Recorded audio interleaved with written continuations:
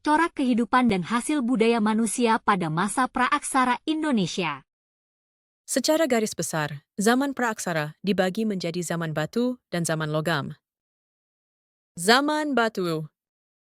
Zaman batu diperiodisasi menjadi 4 zaman, yaitu zaman Paleolitikum, zaman batu tua, zaman Mesolitikum, zaman batu madya, zaman Neolitikum, zaman batu baru, batu muda, zaman Megalitikum, zaman batu madya, zaman batu tua, Paleolitikum.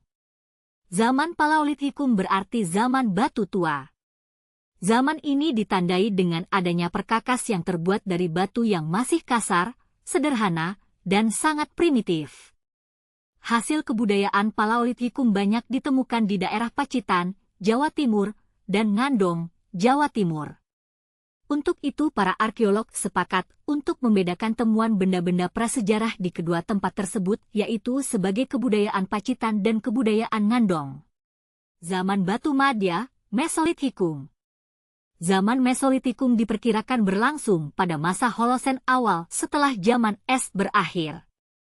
Pendukung kebudayaannya ialah Homo sapiens yang merupakan manusia cerdas. Untuk penemuannya berupa fosil manusia purba, banyak ditemukan di Sumatera Jawa, Kalimantan, Sulawesi, dan Flores.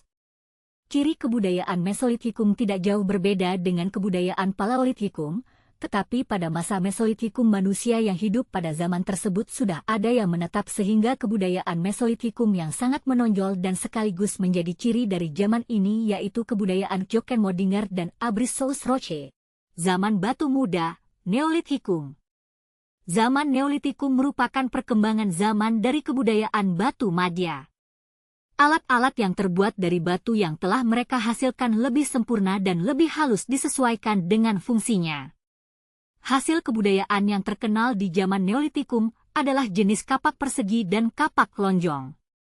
Fase atau tingkat kebudayaan pada zaman prasejarah yang memiliki ciri-ciri berupa unsur-unsur kebudayaan, seperti peralatan yang berasal dari batu yang sudah diasah, pertanian menetap, peternakan, serta pembuatan tembikar, juga merupakan salah satu pengertian dari zaman Neolitikum.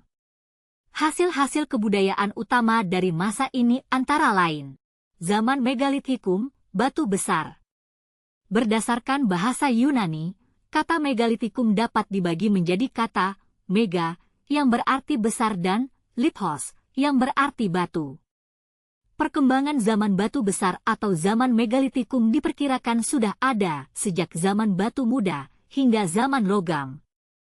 Kebudayaan Megalitikum merupakan zaman di mana alat yang dihasilkan berupa bangunan batu besar, pada umumnya diperuntukkan bagi tempat beribadah pada arwah nenek moyang dalam sistem kepercayaan animisme dan dinamisme. Kebudayaan ini merupakan kelanjutan dari zaman Neolitikum karena dibawa oleh bangsa Deutero Melayu yang dating di Nusantara.